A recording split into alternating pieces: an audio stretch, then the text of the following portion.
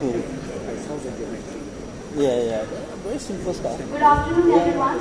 On behalf of Anisha School, exactly. I welcome you all for the session 3 of Innovation Asia 2015.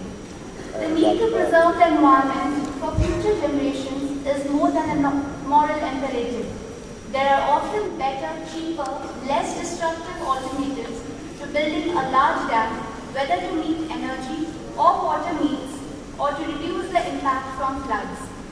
These solutions from small-scale, decentralized water supply and new renewables to large-scale efficiency and conservation options have been frequently ignored. Today, we have with us Dr. Ritesh Arya, and he will talk about approaches to evaluate different options for meeting water and energy needs. Dr. Ritesh Arya, an Indian hydrogeologist and Guinness World Record holder, has been appointed Director, Water and Geothermal Energy of International Sustainable Energy Organization, Geneva. In 1997, Dr. Ritesh left his government job to start his own venture, Arya Traders, to provide groundwater solutions on no water, no money basis, providing water to Tibetans who fled Tibet following Chinese aggression in 1959 and settled in Ladakh through a project sponsored by WaterAid UK, which was his first project. He pioneered groundwater solutions for civil and army at Siachen, Kargil, Leh and other remote inaccessible areas in Himalaya. India rightly today calls him the incredible waterman. Sir, please take over the dais. Thank you.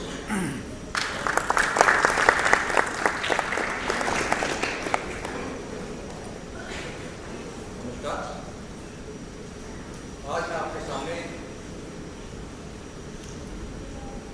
एक अपनी छोटी सी journey water और energy solutions के बारे में मैंने शुरू की थी 1991 में, उसके बारे में बता रहा हूँ।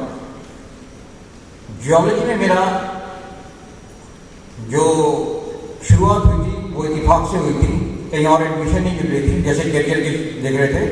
तो मैं I happen to be in geology department, और जब वहाँ पे पढ़ रहे थे तो एक सॉलिड फॉर्मेशन आता है जो 20 मिलियन ईयर्स का टाइम रिप्रेजेंट करता है। जब ये देखा तो वहाँ पे 1864 में मेडलीकॉट ने कुछ फॉसिल्स को सॉलिड से ढूंढे थे। तो सॉलिड हिल स्टेशन है हिमालय में। उसके बाद वहाँ पे कोई काम नहीं किया, मैं सॉलिड से बिलोंग करता था।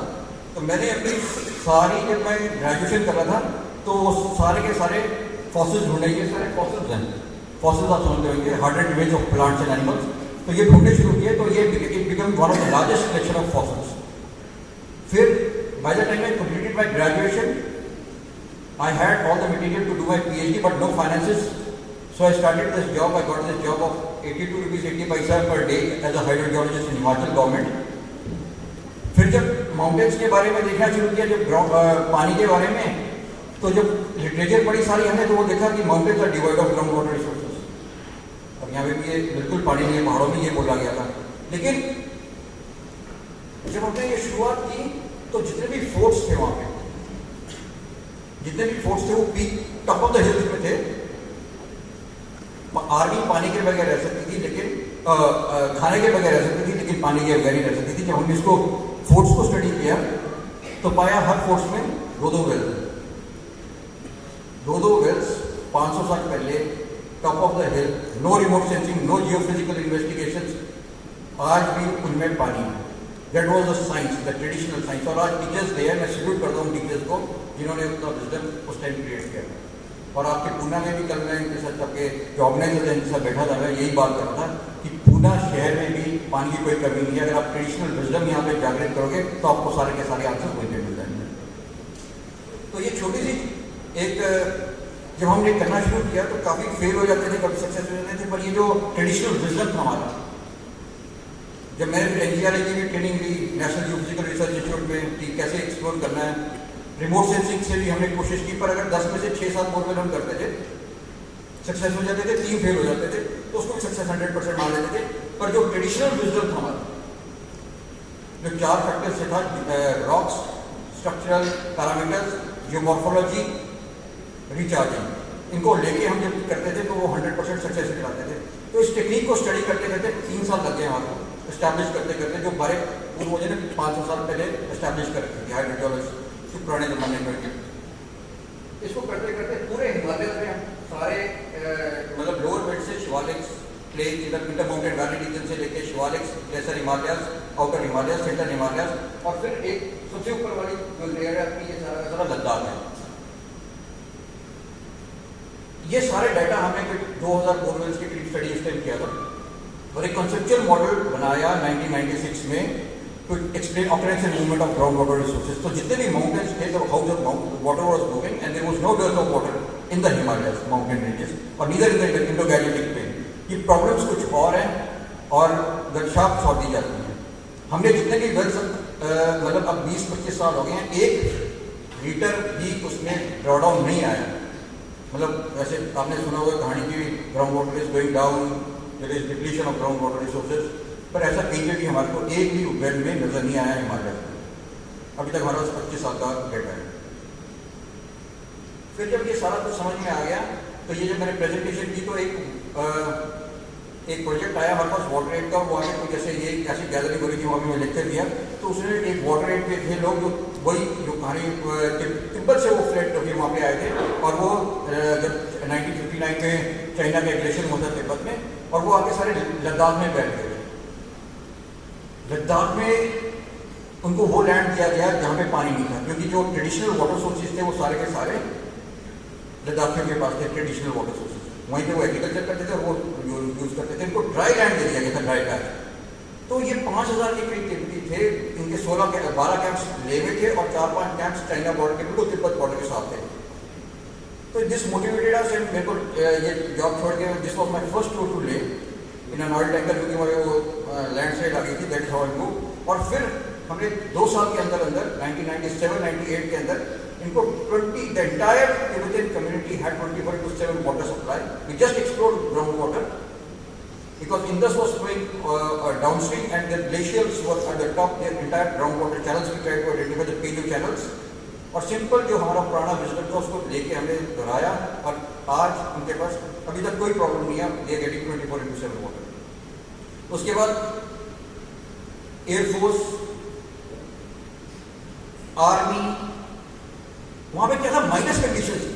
आप एक्सट्रीम कंडीशंस की बात करें, जैसे अगर अभी आप लेह में चले जाओगे तो वहां पे क्या है, फ्लडिंग होगी, सिल्टिंग हो जाएगी, इतना ज़्यादा गर्मी है, 30 डिग्री के करीब 32 डिग्री के करीब टेम्परेचर है, लेकिन सर्दियों में वहाँ पे माइनस टेम्परेचर है, तो वहाँ पे सारी की सारी चीज़ें फ्रीज हो जाती थी। तो जब मैं काफ़ी प्रोजेक्ट्स के, लेकिन एक इंटरेस्टिंग प्रोजेक्ट के बारे में बताऊँ, ये सियाचिन है मेरी ड्रीम जाने के लिए। जब मैंने इसको अपने दोस्त को बोला, यार एक आर्मी ऑफिसर को कि यार मैंने सियाचिन जाना था, तो यार तेरे को डिफेंस मिनिस्टर बनना पड़ेगा या आर्मी में आना पड़ेगा। मैंने कहा आर्मी में आने के लिए 3 बार ट्राई किया था, रिजेक्ट हो गया। डिफेंस मिनिस्टर बनने में पता नहीं कब बन लूँगा। तो मैंने कहा वो तब क्या कर रहा था, वो सप्लाई मेजर भोपराय थे, वो चंदन नाला में सियाचिन ग्लेशियर में नाला है, वहाँ से वो पानी लेके, कि हमने 2000 की बात कर रहा हूँ मैं, वो पानी लेके आएंगे तो पानी देना था। पर जब तक वो रिपोर्ट करने वहाँ पे पहुँचा, अगले दिन वहाँ पे छोटा सा एक फ्लड आया, वो सारी पाइपलाइन बह गई। तो मैंने कहा यार I can give water to you if you take me to Siachen. तो जब मैं वहाँ पे गया, मैंने कहा जब कंडीशन देखी वहाँ पे, तो ये जो आप देख रहे हो ये सब, ये इसके हाथ में जो है वो आइस के क्यूब्स हैं, मतलब जो मेल्ट हो गए, ग्लेशियर्स मेल्ट होके आए हैं, जो ग्लोबल वार्मिंग आपको दिखाते हैं हर जगह। ये तो ये सब कुछ नहीं, मेरा ग्लेशियर एक मेल्ट किया है, उसका ये सियाचिन ग्लेशियर का एक वो था। इनको सब इकट्ठा करते थे, फिर वो एक पतीले में पानी को डालते थे और ये पानी गर्म करते थे, और सर्दियों में सारा का सारा ये रिवर जम जाता था तो फिर तोड़ते थे। तो ये बड़ी वो अजीब सी कंडीशन नजर आई। हमने जब स्टडी किया यहाँ पे तो 2002 में ग्राउंड वाटर के थ्रू सॉल्यूशन दिया, इनको पानी पहुँचाया, और आज तक उनको कभी भी बर्फ पिलाने की जरूरत नहीं पड़ती है। बेस कैंप्स में ऊपर तो पीच में तो पड़ती है, लेकिन जो बेस कैंप्स हैं, मॉरल बूस्टिंग एक्टिविटी कभी भी कोई जरूरत नहीं पड़ती।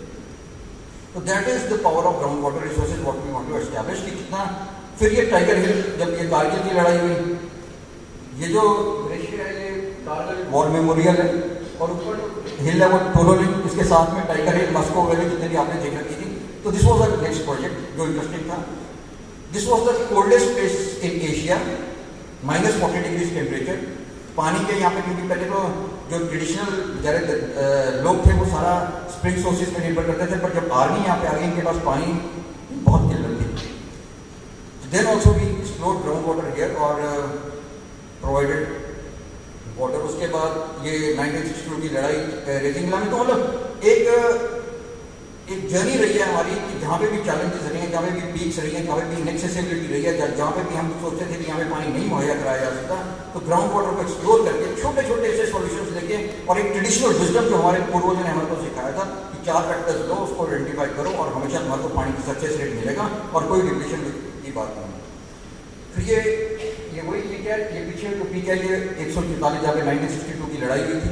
उसके नीचे एयर स्ट्रिप है हमारी, जो हमने बनाई थी, लेकिन वो चाइना ने आके लैंड करा दिया अपने जहाज, और वो सारे का सारा हमारा हम उस लड़ाई में काफ़ी 144 लोगों की हमारी शहादत हुई। और यहाँ पे हमारे को सौभाग्य मिला यहाँ पे पानी पहुँचाने का। ये करते करते हमने क्या किया है, ये भी चुशूल की बात है, हमने ग्राउंड वाटर हाइट्स में जितनी भी हाइट्स थी, ये सभी आर्मी की लोकेशन होती थी, तो हम सारी जगह इनको पानी पहुँचाते पहुँचाते क्या हुआ कि we entered into Guinness world record by drilling this one of the highest wells we drilled was the highest in the world. So this is the press coverage. Then this is the story in India Today, and this was the latest edition of India Today. They monitored as the success, and then अब ये सब कहानी तो चलती थी पानी की। तो पानी माउंटेन्स का जो मिथ था वो सामने हमने वो खत्म कर दिया। पानी पहाड़ों में 100% है और वही पानी मुहैया कराया जा सकता है 24/7। 2007 में एक इंसिडेंट मेरे साथ हुआ, जैसे क्लाइमेट चेंज के बारे में, जब वो क्या था कि ये एक अखबार में न्यूज़ छपी कि ह्यूमन एक्टिविटी रेजिंग टेम्परेचर्स, ये 2007 की बात है, और यूनाइटेड नेशंस ने इसको सपोर्ट किया कि भैया ये अगर आप green house gases carbon dioxide बढ़ाते रहोगे, पॉल्यूशन ये करेंगे तो आपका टेम्परेचर इतना ज़्यादा बढ़ जाएगा ये सारा, और ह्यूमन एक्टिविटी को मतलब एक ग्लोबल वार्मिंग को इन्होंने खौवा बना दिया। आज आप भी फिर मैं भी बड़ा परेशान होगा कि क्लाइमेट चेंज है क्या। अब अगर मैं आपसे पूछूंगा ना यहाँ पे क्लाइमेट चेंज क्या है, मतलब कोई बताना चाहता है जो समझता है कि मैं क्लाइमेट चेंज के बारे में थोड़ा जानता हूँ। वैसे सारे कहानियाँ बोलते हैं कि भाई ग्लोबल वार्मिंग ये वो एंटार्क्टिका अलगोर ये सब, मतलब ये सारी। तो जब मैंने स्टडी करना शुरू किया तो एक आया कि ये बोला किसने था, ये UNIPCC एक पैनल बनाया इन्होंने। तो वो क्या है, सिर्फ man and his activities responsible for unprecedented increase in global temperatures in recent past, इसके लिए ये कमेटी बनी है। अगर आप बोलोगे नेचुरल फिनोमिना तो ये बोलेंगे कि ये we don't accept this report. तो this is the basic principle on which this panel was form. तो आप कुछ भी बोलते रहो कि मैन ने ये कर दिया वो कर दिया।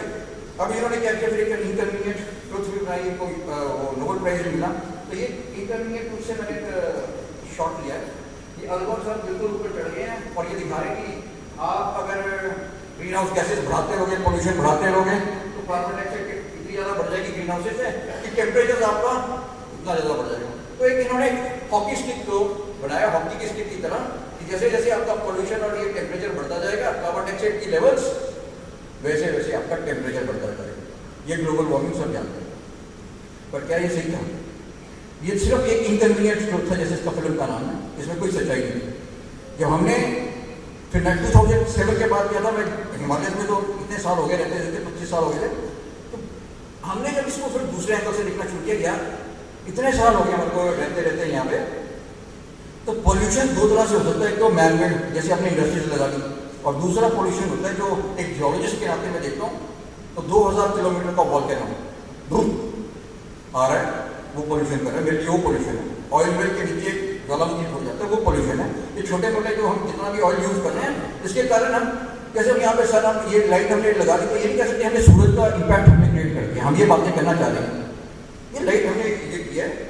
तो उसमें क्या था कि अब कार्बन डाइऑक्साइड, मेरी पॉपुलेशन आज इस प्लेनेट में है 6 बिलियन, एक्सपेक्टेड पॉपुलेशन है फ्यूचर की 9 बिलियन। क्या चाहिए मेरे को? पानी, खाना। खाना कहाँ से आएगा? कार्बन डाइऑक्साइड से। It has to increase, it is essential part of our food chain. जितना ज्यादा हमारी पॉपुलेशन को बढ़ना है, तो वो वैसी कार्बन डाइऑक्साइड आपकी बढ़ रही है। आपको ये एक हवा नहीं बनाना है, ये essential part of the food chain है, that is why it is increasing naturally. तो ये कार्बन डाइऑक्साइड का मिथ था कि ये इट इज रिलेटेड टू, अब मैनमेड के कारण पोल्यूशन भी हो सकता है, एनवायरमेंटल डिग्रेडेशन भी हो सकती है। पोल्यूशन इंडस्ट्री से हो सकता है, और हम जो माइनिंग वाइनिंग कर रहे हैं इससे एनवायरमेंटल डिग्रेडेशन हो सकती है। नेचुरल कारण से भी फ्लड्स और साइक्लोन से एनवायरमेंटल डिग्रेडेशन हो सकती है। पर आज तक कोई भी ऐसा एक भी पेपर आपको नहीं मिलेगा जो ये सपोर्ट करता हो कि मैन की एक्टिविटी के कारण पोल्यूशन का और क्लाइमेट चेंज का कोई डायरेक्ट एविडेंस है, वो सिर्फ एक। तो अब हमने क्या किया, जब ये कर रहे थे सारी कहानी, जब इसके बारे में ये पता लगा कि ये सारी ये है, तो अब हिमालयस में सबसे बड़े ये आप कोई भी रिपोर्ट देखोगे होता है, अंटार्कटिका में गए भैया, वहाँ पे एक आइसबर्ग दिखा है, टूट गया, वहाँ पे पोलर बियर दिखा है, ग्लोबल वार्मिंग हो गई। आप खतरे में आ गए हो, आप सब खतरे में आ गए हो, क्योंकि वो आइसबर्ग में एक पोलर बियर दिखा दिया, और वो बड़ा इनकन्वीनियंट सा ट्रुथ आपको ऐसा दिखा दिया जाएगा जैसे पता नहीं क्या हो गया। ये सारे के सारे हमने क्या किया, भैया अंटार्कटिका आर्टिक मत जाओ, हिमालयस के ग्लेशियर्स देखो, इसको ज़्यादा दूर जाने की जरूरत नहीं। हिमालयस के ग्लेशियर्स एक्सटिंक्ट है, आज की डेट में एक्सटिंक्ट है मेजॉरिटी। अगर आप, मैं थोड़ा बाद में आऊँगा, और ये मच बिफोर इंडस्ट्रियलाइजेशन, तो 1600 साल में इंडस्ट्रियलाइजेशन शुरू हुई है, 1800 साल में इंडस्ट्रियलाइजेशन थोड़ी थोड़ी करी। अब गाड़ियाँ गुड़ियाँ तो आपने अभी इसी सदी में की हैं, लेकिन उससे पहले सारे के सारे हिमालयस में ग्लेशियर्स एक्सटिंक्ट या on the world of extinction. ये एक्सटिंक्ट ग्लेशियर है, इसको हमने डॉक्यूमेंट किया। फिर ये लामोयुरु के पास की फोटोग्राफ है, 1006 में एक्सटिंक्ट हो गया। डेटिंग भी मैं प्रोसेस बताऊंगा इसको। हमने मिथोलॉजिकल ये हिस्टोरिकल डेटा लेके कैसे कैसे इसको किया। ये खारदुंगला है, खारदुंगला मतलब highest portable road in the world है। This glacier feeds the entire lake down. The moment this is gone, there is no water for the glacial melt from glacial melt. So कोई melt नहीं आएगा. The water to transport, provide water to the lake down will be very costly as well. तो ये छोटा सा रहेगा. इसकी document की हमने 28.8 kilometers it has receded, or much before industrialization again I must say. Siachen glacier, बस यही रह गया यहाँ पे, इसको आप ग्लेशियर अच्छे ढंग से बोल सकते हो। हिमालय में कोई ग्लेशियर नहीं है। 78.15 किलोमीटर की रिसीड हमने इसकी डॉक्यूमेंट की है।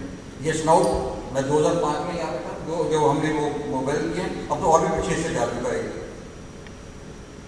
फिर क्या होता है, लेक्स, ग्लेशियर्स के बाद क्या आता है, वो सारा का सारा पानी आपका ग्लेशियर्स का लेक्स में इकट्ठा होता है। तो लेक्स हिमालयस के ये सोमरारी लेक है, यहाँ पे पहले 3 इडियट्स की शूटिंग होनी थी पर नहीं हो पाई। तो this is one of the lakes, this is the source of Sutlej. इसको जब हमने डॉक्यूमेंट किया तो 1 मीटर 1000 ईयर्स में रिसीड किया है ये, तो अप्रॉक्सीमेटली 8 मीटर्स इन 11,750 फिगर्स। अब ये 11,750 बड़ी मैजिकल फिगर है, ये हमारी फिगर नहीं है, ये हमने ली है जहाँ पे ये डेनमार्क के जो इन्होंने इंटरनेशनल एक कोर किया है, उसमें स्टडी की कि लास्ट ग्लेशिएशन जो हुई है धरती में वो 11,000 साल से 15 साल पहले हुई थी, उसके बाद से ग्लोबल वार्मिंग शुरू होती है मानते हैं। तो ये देख रहे हैं ग्रेजुअली ये सब रिसीड हो रहे थे। ये पैंगोंग पहले रिवर होता था, ये 3 इडियट्स फिर यहाँ पे शॉर्ट हुई है। इसमें ये क्या हुआ कि जब ये रिवर था, अब ग्लेशियर भी नहीं वहाँ पे, यहाँ पे देखिए अब ये सारे का सेक्टर यहाँ पे कोई ग्लेशियर इसके पास नजर नहीं आ रहा। ये चाइना वाला पोर्शन है, जो नीचे वाला पोर्शन है वो सारा ये इंडिया के पास है। यहाँ पे ये पैंगोंग लेक हम बोलते हैं, यहाँ पे सब इंडिया जाते हैं, वो सब वहीं पे जाना जाते हैं। ये चाइना से शुरू होता है, but it was a river, it was a river in the past. पर ये 500 साल से पहले ही लेक बन चुका है, इंडस्ट्रियलाइजेशन से पहले लेक बन चुका है। No impact of industrialization. Simple सा था कि ग्लेशियर्स के लिए पानी नहीं फीड कर पाया, तो उतना श्योक की ट्रिब्यूटरी है, फिर again Shyok river joins to Indus river. अब हमारे को क्या हुआ, 2007 में एक और ये सब चल रहा है। देखो बस न्यूज़पेपर की जब यूनाइटेड नेशंस की जो रिपोर्ट आई थी यूएनआईपीसीसी की, तब से ये सारा हम पानी ढूंढते थे पहले, फिर हमने सिर्फ पानी का डेटा के साथ अपने बोरवेल के साथ ग्राउंड वाटर को एक्सप्लोर करने के साथ साथ क्लाइमेट के एविडेंसेस भी ढूंढने शुरू कर दिए। तो जब हम ड्रिल कर रहे थे तो ये बड़ा इंटरेस्टिंग था कि हमने जब जिसके कारण मेरा गिनीज बुक में नाम आया, तो वहाँ पे वो लड़ाई होगी आर्मी और सिविल के बीच में, एक आर्टिशियन कंडीशन निकल गई थी। तो वो कह रहे थे हमारे को तो वो झगड़ा झगड़ा मत करो, तुम आर्मी के लिए नए बोर करो। They allotted us 5 borewells on the banks of Indus. Army का ये प्रोजेक्ट है। जब हमने ये ड्रिल किया तो कुछ तो एविडेंसेस हमारे को मिल गया वहाँ पे लोकल रॉक्स के, मैं इसमें टेक्निकली नहीं बोलाऊंगा, लेकिन कुछ एविडेंसेस ऐसे मिले जो लोकल रॉक्स वहाँ पे मिलते दिखे। तो जब हमने इसको स्टडी किया तो there were evidences of Indus glacier which extended from Mansarovar to Arabian sea, that had become extinct, that is now extinct. Mansarovar भी थोड़ा बड़ा ग्लेशियर। तो आप देखिए कि क्या क्या चीज, क्या क्या साइंस, कैसे कैसे वो बताया जाता है सब कुछ इतना। फिर हमने क्या किया, इसके बाद अब रॉक्स तो देखते थे, पहले भी हम जियोलॉजी स्टडी करते थे, उसके बेसिस पे ट्रेडिशनल साइंस को करके हम एक्सप्लोर करते थे। फिर ये एक और एविडेंस हमारे को मिला। अब ये आप लेयर्स देख रहे हो, अगर पॉइंटर मिलता तो अच्छा था। तो ये जो लेयर्स थी बेसिकली, तो ये देख रहे हो, ये जो लेयर्स है ना यहाँ पे, ये बेसिकली कुछ नहीं है, ऐसे जो स्ट्रक्चर है, सी स्ट्रक्चर जिसको हमने बोला। अब यहाँ पे पहले क्या था, यहाँ पे इंडस की ग्लेशियर यहाँ पे था। अब ये स्ट्रक्चर सी स्ट्रक्चर कैसे बने, इसको मैं थोड़ा सा जल्दी से बताना चाहता हूँ। क्योंकि ये जो था, जब आपकी ग्लोबल वार्मिंग होती है तो क्या मतलब होता है ग्लोबल वार्मिंग का, पानी ज्यादा आएगा क्योंकि ग्लेशियर मेल्ट करेंगे। और जब ग्लोबल कूलिंग होती है तो पानी कम हो जाएगा धरती में। बस यही है फंडा, और कोई फंडा नहीं ग्लोबल वार्मिंग और ग्लोबल। अभी क्या है, ग्लोबल वार्मिंग है तो पानी ज्यादा आ रहा है, इंजॉय करो उसको। अच्छा, फिर क्या होता है, ये स्ट्रक्चर है, ये देख रहे हैं आप। अब क्या होता है, इरोजन ज्यादा है। ये सी स्ट्रक्चर्स बोला हमने इसको, आइसेज कर्विलिनियरली ट्रांसफॉर्मिंग इनटू वार्मिंग। ये वार्मिंग के कारण मेल्ट होते रहते हैं, इरोजन ज्यादा होती है तो ज्यादा पहाड़ को काटेगा, ये रॉक को काटेगा। और जब ये यहाँ पे होता है, ये ग्लोबल वार्मिंग मैक्सिमम, हमने इसको बोला कि यहाँ पे ज्यादा मैक्सिमम काटेगा। आजकल हम मैक्सिमा में we will experience more floods, we will experience more cyclones. Simple, global warming का कुछ नहीं है। अब क्या है, थोड़े सालों के बाद यहाँ पे हम इसे इस टाइम डालेंगे, हो सकता है मेरी 3rd जनरेशन, सेकेंड, अभी मैं 20-25 साल और जी लूंगा, मतलब उसके बाद 50-60 साल मेरे बच्चे जिलेंगे, उसके बाद 50-60 साल और जिलेंगे। 3rd जनरेशन को बेचारे की ग्लोबल वार्मिंग होती क्या थी भाई, क्या होती थी ग्लोबल वार्मिंग, को पता नहीं लगा, बेचारे वो सिकुड़ रहे होंगे। अब उसको इसी की जरूरत नहीं पड़ेगी, ठंड आ जाएगी, वहां पे ग्लोबल कूलिंग शुरू हो जाएगी। तो ये हर 4 साइकिल्स के बाद हमारे को एक हाफ साइकिल मिली। ये जियोलॉजिकल एविडेंसेस हैं, ये कोई एंटार्क्टिक और आर्कटिक साइंस नहीं, आप भी जाके इसको देख सकते हैं। ऐसी हमने जब देखना शुरू किया तो ये हमारे को 10 ऐसी साइकिल्स मिली, हर 4 साइकिल के बाद एक हाफ साइकिल। अभी हम बच रहे हैं, अभी ये ग्लोबल वार्मिंग नहीं है, ये लिटिल ग्लोबल वार्मिंग है। जैसे आपने कभी सुना होगा, तो ये अल्फाबेट सी को रिप्रेजेंट करती है। तो इसको बेसिकली हमने कैसे बनाया है, ये सी स्ट्रक्चर, अब आप देख सकते हो ये आइसेज है। फिर वो जैसे जैसे वार्मिंग बढ़ती है तो यहाँ पे पहुंचेगा, ये जो बीच वाला कर्व है, यहाँ पे फ्लडिंग और साइक्लोन आपके मैक्सिमम मिलेगा। तो घबराने वाली बात है, उसके साथ मजे करने वाली बात, क्योंकि उसके बाद आपको फ्रिज में रहना पड़ेगा। एंटार्क्टिका जैसी कंडीशन आने वाली है हमारी 3rd जनरेशन में। अभी आप हुआ मान लो ग्लोबल वार्मिंग को बहुत प्रॉब्लम होती है। तो इसको हमने कहा RSC साइकिल का है कि it is not a hockey stick curve, जो ये किसी बोल रही है, it is a curvilinear curve. और ice ages gradually transforms into warming maxima subsequently terminating into ice ages. तो इसको हमने जब इसकी डेटिंग की मैथमेटिकल मॉडल बनाया तो एक साइकिल हमारे को ये 1338.6 ईयर्स की मिली, और हाफ साइकिल तो आज अभी हमें वो 9.3 ईयर्स। अब इसको जब हमने एक चार्ट के रूप में बनाया तो ये बड़े इंटरेस्टिंग से हमारे पास रिजल्ट आने शुरू हो गए, करेंगे हमारे को आ रहे थे। फिर हमने क्या किया, प्लॉटिंग की। तो मैं ये अपने संजय जी भी वहाँ पर उस टाइम ये सेवा भारती की तरफ से वहाँ पे सेवा करने आए थे, तो ले फ्लड्स आए थे, तो मैं भी वहाँ पे फंसा हुआ था। वहाँ पे जान बच गई तो आज आपके सामने है यहाँ पे। पर उस टाइम ऐसी स्थिति नहीं थी कि जब, क्योंकि वो जो चुगलम से नाला आया था हमारा, वो बिल्कुल मतलब हमारे से यहाँ से मतलब ये हमारा ये मेरा घर था और वहाँ पे नाला आ गया, जहाँ पे डिस्ट्रक्शन करनी हो 250 लोग के करीब विदिन 5 सेकेंड। उनको उतना भी नहीं मौका मिला कि जैसे यहाँ पे आएगा फ्लड, क्या किया, यहाँ पे आ गया। 3 meters of sediments were accumulated within a fraction of 5 seconds. अब आप देखिए ना, यहाँ पे अगर एक फ्लड आ जाए, पानी आ जाए तो चलो बह जाएंगे, लेकिन अगर वो सेडिमेंट सैलाब आ जाए तो सेडिमेंट के साथ आपको नींद में दबा दे, तो बॉडीज अगर आप देखिए कि कई रात को 12 बजे, कई लोग सोए पे थे, कई लोग भागने की कोशिश कर रहे थे, हाथ ऊपर है तो पूरा आपको 5 फुट नीचे जाके खोदना पड़ा उनको बॉडी को निकालने के लिए। मतलब इट वाज, मतलब इस तरह की कंडीशन तो आप इमेजिन भी नहीं कर सकते जो चीजें वहां हुई हैं। तो वो एक मैक्सिमा इवेंट था। हमने इसको प्लॉटिंग शुरू की तो अब ये देखेंगे, अब ये सारा वार्मिंग बताता है। तो ये 2 पिक्स आती हैं, ये लिटिल वार्मिंग है, हम यहाँ पे लिटिल वार्मिंग में है। अब ये लिटिल कूलिंग यहाँ पे होने वाली है और ये फ्रोजन थिंग्स मैं भी इसको ये देता हूँ। ये जब मैंने प्लॉट किए तो इंडस वैली सिविलाइजेशन के साथ साथ हम इसको राम सेतु के साथ, द्वारका के साथ, सबमर्जेंस के साथ, वर्ल्ड ओवर के इवेंट्स जितने भी थे उसको इसमें लाने की कोशिश कर रहे हैं और ये दिखाना चाहते हैं कि जो भी आप इसमें फिट करोगे वो फिट बैठेगा। अगर द्वारका की सबमर्जेंस हुई थी तो वहाँ पे लोअर ये जैसे लोथल किया तो आप देखोगे वो पीक है, वो सबमर्जेंस तभी हुई थी द्वारका की सबमर्जेंस। तो आप कोरिलेट, हर चीज को कोरिलेट कर सकते हो इसमें, ये हमने बनाने की कोशिश की है। अब सर तो ये अगर ये 1677 में लिटिल आइस एज बताते हैं इंग्लैंड में आई है, तो इसको अगर आप कोरिलेट करोगे यहाँ पे हमारे से, तो ये 1677 में हमारा भी लिटिल आइस एज बनता है यहाँ पे। अब ले फ्लड 2010 के, अब क्या फ्लड आएंगे, अभी और आएंगे क्योंकि अभी ये इतना बड़ा साइकिल है, ये 50 साल लग सकते हैं, तो उसमें पैनिक होने वाली बात नहीं है। आने दो फ्लड्स को यार, उन्होंने भी आना है। उसको बताऊँ तो कारण क्यों फ्लड्स आते हैं, क्यों साइक्लोन आते हैं, ये बड़ा जियोलॉजिकल फिनोमेना है। अब क्या होता है, एक इंटरेस्टिंग चीज आई फिर हमारे को, ये एक आर्मी का प्रोजेक्ट आ रहा था, कारगिल की लड़ाई होगी, फिर चाइना वालों ने ये बदमाशी शुरू कर दी यहाँ से, ये चाइना इंक्लूड कर रहा था। तो हमारे को यहाँ पे एमुनेशन डिपो बनाने थे आर्मी के लिए। हमारे को ये प्रोजेक्ट दिया गया, लामा यूरू एक जगह है। तो लामा कौन था, लामा एक लामा यूरू, एक लामा जैसे पंडित होते हैं हमारे वैसे कितने के लामा होते हैं।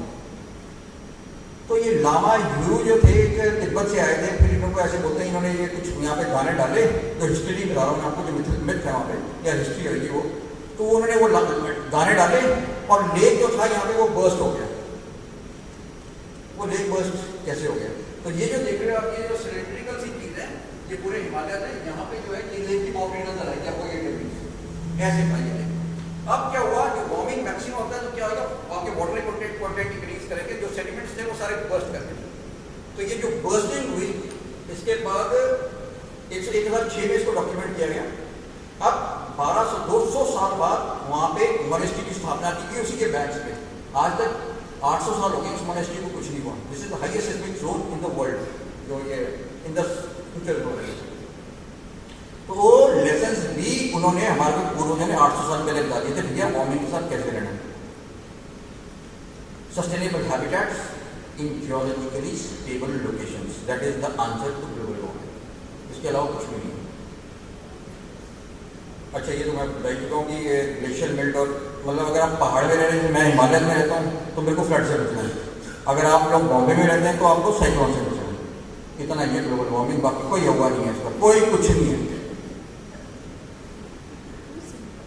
अब जियोलॉजिकली व्हाट इट मीन्स, अब इसको मतलब ये होते क्यों है, फ्लड क्यों आ रहे हैं वार्मिंग में। तो होता क्या बेसिकली, एक फिनोमेना जो हमने स्टडी किया इसका था कि जो सेडिमेंट्स है, जैसे मैं मर जाऊंगा आज, अब धीरे हर एक ने मरना है, मैंने भी मरना है, तो जब मैं मरूंगा तो हिंदू के संस्कार में क्या होता है, उसको जल्दी से जल्दी 5 तत्वों में विलीन कर देते हैं। 4 तो आपको पता ही है, 5वां ये होता है गंगा में जाके बहाया हो गई। तो पत्थरों में भी एक कहानी होती है कि भैया संस्कार हो गया कि पहाड़ बन गए, इनको उजड़ना है, इनकी इरोजन होनी है, तो इनकी ट्रांसपोर्ट कौन करेगा। तो जो आइसेज होती है उसमें ये टूट जाते हैं, और जो वार्मिंग फेज होता है जिसमें ये ट्रांसपोर्ट होते हैं। तो इन्होंने कहा पहुंचना है, इन्होंने भी सुंदर पहुंचना है, हमने भी ये मरना है, सुंदर में पहुंचना है, दोनों का बायोजियोलॉजिकल साइकिल एक है। तो ट्रांसपोर्टेशन ऑफ सेडिमेंट्स के लिए ये इंपॉर्टेंट है। तो वो लेके यहाँ पे डेल्टा तक आ जाते हैं, साइक्लोन्स डेल्टा से लेके